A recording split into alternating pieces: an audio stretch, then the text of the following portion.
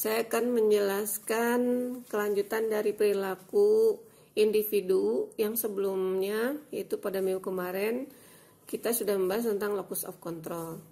Hari ini saya akan menjelaskan tentang self-esteem, narsisistik, dan nanti teori motivasi sedikit ya. Sebelum membahas tentang self-esteem, saya akan jelaskan ulang sedikit apa itu locus of control. Jadi barangkali mudah sekali mengingatnya, yaitu sejauh mana seseorang meyakini takdirnya, hasil kerjanya, atau kinerja yang dia dapat itu apakah lebih banyak ditentukan oleh usahanya sendiri atau oleh faktor eksternal atau oleh lingkungan. Jadi seseorang dikatakan memiliki locus of control internal apabila dari banyak kejadian, dari banyak takdir, dari banyak hasil kerja, dia lebih banyak meyakini hasil usaha dia, cenderung memiliki locus of control eksternal. Dia seringkali meyakini bahwa hasil-hasil yang dia peroleh, bahwa kejadian yang dia alami itu lebih banyak ditentukan oleh sesuatu di luar dirinya, entah itu cuaca, entah itu orang lain, entah itu ya orang lain bisa juga menyalahkan pimpinan, lingkungan sekitarnya, rekan dan lain-lain lah, kekurangan sumber daya, bencana dan sebagainya. Jadi berikutnya yang harus kita pahami bahwa seseorang itu tidak ada yang berada di ekstrim kiri atau kanan. Artinya tidak ada yang memiliki locus of control murni internal atau murni eksternal. Tetapi seseorang punya kecenderungan ke internal gitu kan, atau kecenderungan ke eksternal. Pembahasan tentang locus of control ini sering dilakukan bersamaan dengan pembahasan tentang teori entrepreneurship. Jadi ketika membahas seorang entrepreneur, salah satu kriteria entrepreneur sukses adalah seseorang yang memiliki locus of control cenderung internal. Bagaimana seseorang memiliki locus of control internal atau eksternal itu bukan proses yang sebentar, karena ini masalah kepribadian. Oleh karena itu, untuk memahami seseorang itu bukan proses pada hari ini saja, tapi kadang kita juga harus mengenal atau mengetahui bagaimana proses pengasuhan, pembelajaran, pendidikan dari masa kecil. Seseorang yang memiliki locus of control internal biasanya adalah seseorang yang dari kecil dibiasakan sudah diberi tanggung jawab. Misalnya diberi tugas, lalu efek dari tugas itu nanti ada konsekuensi. Biasanya kalau masih kecil konsekuensinya diberi hadiah. Kalau tidak mengerjakan tugasnya maka tidak diberi hadiah misalnya. Ketika semakin besar seseorang diberi tanggung jawab, maka konsekuensinya adalah dia mendapatkan respon positif dari lingkungannya misalnya. Mendapatkan kemudahan atau apapun. Sedangkan ketika dia tidak mengerjakan tanggung jawabnya dengan baik, dia akan berhadapan dengan banyak masalah. Nah, dari berbagai pengalaman-pengalaman tentang bagaimana kalau dia bertanggung jawab, bagaimana kalau dia tidak bertanggung jawab, akhirnya dia meyakini bahwa hidup saya lebih banyak ditentukan oleh saya sendiri. Kalau saya bertanggung jawab, kalau saya serius, kalau saya bekerja dengan baik, maka hasil yang saya dapat pun akan baik. Takdir saya pun akan baik. Begitu juga sebaliknya, kalau saya mengalami satu kegagalan, dia cenderung akan mengintrospeksi, ini pasti di sayanya ada yang salah. Nah, kebalikannya dengan seseorang yang memiliki locus of control cenderung eksternal, di mana dia seringkali melihat bahwa kejadian-kejadian yang dialami, hasil kerja dan lain-lain lebih baik tentukan oleh sesuatu di luar dirinya. Misalnya kesuksesannya karena misalnya dia punya laptop yang canggih, misalnya kesuksesan di kuliah, atau misalnya dia mendapatkan satu posisi ya karena dia memiliki kenalan misalnya. Dia misalnya mendapatkan kekayaan yang banyak karena dia merasa dia berasal dari keluarga yang memang latar belakang ekonominya baik, karena dia kuliah di tempat yang baik misalnya, di daerah favorit misalnya. Nah, itu keyakinan-keyakinan itu muncul biasanya karena memang dari dulu dibiasakan seseorang itu difasilitasi dan kurang banyak diberi tanggung jawab. Seseorang dengan selalu mendapatkan support ketika akan mengerjakan sesuatu, ketika dia memiliki keinginan, otomatis dia ketika keinginannya itu diperoleh akan muncul keyakinan pada dirinya, semua yang sesuai dengan harapan saya itu disebabkan oleh support dari sesuatu di luar saya. Jadi mudah-mudahan dari sini bisa dipahami tentang dari mana munculnya locus of control internal maupun eksternal. Ada kaitan antara locus of control dengan self-esteem. Jadi kalau seseorang memiliki self-esteem positif, artinya dia menyukai dirinya. Sedang apabila seseorang memiliki self-esteem negatif, itu artinya atau rendah, misalnya artinya dia tidak menyukai dirinya. Jadi self-esteem itu sejauh mana seseorang suka atau tidak suka pada dirinya. Ini sesuatu yang barangkali tidak banyak orang yang peduli ya. Tidak banyak orang yang memperhatikan apakah saya ini suka dengan diri saya. Sejauh mana seseorang suka kepada dirinya juga bisa terlihat dari sejauh mana dia mengapresiasi, menghargai dirinya. Salah satu bukti orang yang memiliki self-esteem rendah atau tidak menyukai dirinya, dia mudah sekali terpengaruh oleh lingkungan. Ketika musim model pakaian begini, merasa tidak pede kalau tidak mengikuti model begini. Ketika musim model makanan, pergaulan, gaya hidup yang tertentu, dia merasa sangat tidak pede kalau dia tidak bisa beradaptasi. Dalam berbahasa, ketika misalnya dia masuk ke lingkungan dengan bahasa yang kasar misalnya, dia merasa tidak nyaman kalau dia tetap menggunakan bahasa yang sopan misalnya ya. Ketika dia masuk ke lingkungan yang buruk, rusak, narkoba, pergaulan bebas, dia cenderung lebih mudah untuk terpengaruh. Kenapa? Karena dia tidak merasa bahwa dirinya itu cukup baik untuk bertahan dengan kebiasaannya. Saya bukan orang yang hebat, saya bukan orang yang baik, saya bukan orang yang punya sesuatu yang menurut saya bisa dibanggakan, sehingga akan mudah bagi dia untuk mengikuti orang lain. Kebalikannya dengan seorang yang menyukai dirinya, dia cenderung memiliki prinsip kalau orang bilang ya, artinya dia cenderung memiliki identitas, tidak mudah terpengaruh oleh lingkungan yang buruk, tidak mudah menerima ketika ada satu tuntutan dari luar dirinya atau lingkungan yang menurut dia sudah berubah.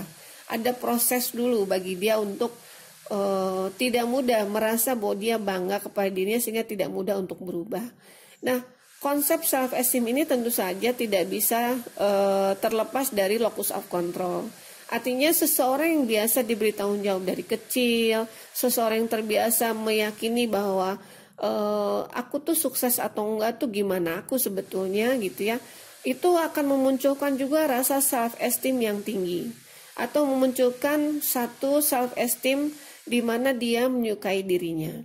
Jadi proses pengasuhan pendidikan dan bagaimana lingkungan memperlakukan itu berpengaruh bukan hanya ke satu konsep kepribadiannya, tapi ke banyak kepribadian. Otomatis ketika keberhasilan semakin dia peroleh, dia akan mendapatkan respon positif dari lingkungan, pujian dan lain-lain. Oleh karena itu orang yang memiliki locus of control internal akan memiliki self-esteem yang tinggi dan dia menjadi semakin menyukai dirinya. Berikutnya adalah narcissistic person. Barangkali ini saya ingin menjelaskan terkait dengan bagaimana seseorang yang terlalu merasa bahwa dirinya penting, terlalu merasa bahwa dirinya berarti, terlalu merasa bahwa dia itu harus diperhitungkan. Nah, barangkali perlakuan lingkungan yang berlebihan kepada seseorang itu bisa menimbulkan karakter narsis. Jadi narsis itu bukan seperti sekarang yang selfie gitu ya, terus diupload ke media sosial, bukannya begitu. Walaupun barangkali itu juga bentuk narsis, tapi bukan kepribadian selama itu dilakukan kadang-kadang dan dia tidak menjadi kecewa kalau tidak ada yang memberikan like misalnya. Jadi semakin seseorang memiliki sifat narsisistik, maka dia semakin marah ketika dia ada di sebuah kelompok tidak diperhitungkan. Dia merasa sedih, kecewa ketika merasa tidak berarti. Jadi ini sebetulnya ada hubungannya juga dengan self-esteem yang rendah ya. Jadi seseorang yang memiliki self-esteem yang rendah itu butuh sekali diakui. Sifat arogan yang muncul itu bisa arogannya disebabkan oleh terlalu percaya diri, tapi barangkali di sini butuh perhatian yang besar ini menunjukkan bahwa kaitannya lebih banyak dengan self esteem daripada dengan locus of control. Jadi lebih ada kaitannya dengan self esteem karena arogan itu sebuah kepribadian yang bermasalah di mana seseorang tidak ingin selalu mempertahankan dirinya, ingin mempertahankan eksistensinya, ingin menunjukkan dia lebih misalnya ya, sehingga apabila terus lebih dalam bisa saja disebabkan karena dia ingin merasa bahwa dirinya penting gitu. Nah, dari 3 kepribadian ini barangkali kita bisa mengambil hikmah bagaimana apabila kita berhadapan dengan pegawai, kita tidak boleh memperlakukannya sama antara satu dengan yang lain. Dan pentingnya kita memahami kepribadian dari masing-masing pegawai. Kepribadian yang terakhir, perilaku individu terakhir yang ingin saya bahas adalah tentang motivasi. Teori motivasi adalah teori yang paling basic di prodi manajemen ini, sudah diajarkan dari semester 1. Jadi saya mohon sekali pada seluruh mahasiswa untuk memahami teori ini dengan baik. Sekali lagi, membahas perilaku bukan untuk menilai orang lain dulu, tapi lebih kepada menilai diri sendiri. Barang siapa mengerti atau memahami atau mengenal dirinya, akan lebih mudah bagi dia mengenal orang lain, ya. Jadi kita tidak mungkin bisa mengenal orang lain kalau tidak mengenal diri sendiri. Kita bicara menjadi seorang manajer, bagaimana memanage sumber daya manusia, itu tidak bisa kalau kita tidak mengaplikasikan teori-teori ini sebelumnya kepada diri sendiri. Nah baik, teori Abraham Maslow, ini teori tidak hanya dibahas di ranah sosial ya. Sekarang perguruan tinggi dengan merek eksak seperti ITB pun sudah mengenal teori Abraham Maslow. Karena pada dasarnya tidak ada satu aktivitas pun yang tidak terkait dengan manusia. Menurut Abraham Maslow, kebutuhan manusia itu bisa dikelompokkan menjadi 5 macam dan yang sebagian besar menjadi prioritas. Pertama ingin dipenuhi adalah kebutuhan fisik. Lalu kalau kebutuhan fisik sudah relatif terpenuhi, baru orang memikirkan kebutuhan keamanan. Lalu kebutuhan sosial, love, belonging. Lalu kebutuhan, esteem di sini adalah kebutuhan dihargai, kebutuhan mendapatkan respect. Yang terakhir adalah kebutuhan aktualisasi diri, yaitu kebutuhan untuk mengaplikasikan kemampuan dia, kebutuhan untuk eksistensi sebagai manusianya itu dimaksimalkan. Saling menolong, berguna seperti itu. Nah, hierarki Abraham Maslow ini tentu saja bukan berarti kita mengambil kesimpulan bahwa semua manusia sama. Ini berdasarkan risetnya sendiri juga dilakukan di luar dengan kondisi masyarakatnya sekuler. Artinya sangat salah ketika kita menjadi seorang pemimpin memperlakukan pegawai persis sama seperti ini. Contoh, ada seorang pegawai levelnya bawah sekali, gajinya sangat pas, bahkan mungkin cenderung kurang gitu ya. Kondisi rumah dan lain-lainnya kita tahu misalnya sangat minim gitu ya. Nah, kita tidak boleh berasumsi bahwa kebutuhan utama dia seperti itu, misalnya karena dia memiliki kebutuhan aktualisasi yang menjadi prioritas, bisa saja waktu dia habis tidak untuk justru mengumpulkan uang untuk memenuhi kebutuhan fisik, tapi lebih banyak misalnya untuk membantu sesama, gitu ya, untuk berdakwah, untuk menolong orang lain dan lain sebagainya. Menurut saya buktinya sudah banyak ya. Kalau barangkali dulu sih saya taunya tuh kalau di teori itu ada namanya Bunda Teresa. Nggak tahu anak sekarang kenal nggak ya sama Bunda Teresa. Mungkin yang zaman sekarang siapa ya? Banyak lah, saya pikir di saat musibah banyak seperti kemarin-kemarin itu ada orang-orang yang justru dia sangat semangat menolong orang lain padahal dia sendiri kondisinya kekurangan. Nah, terakhir saya ingin coba membandingkan ya beberapa teori, teori Abraham Maslow, teori Alderfer, teori McClellan, teori McGregor, dan teori Hesberger. Ini nanti silahkan dilihat oleh mahasiswa. Kalau bicara kebutuhan manusia yang mendasar atau menurut Abraham Maslow itu kebutuhan fisik, itu levelnya dikatakan level animal.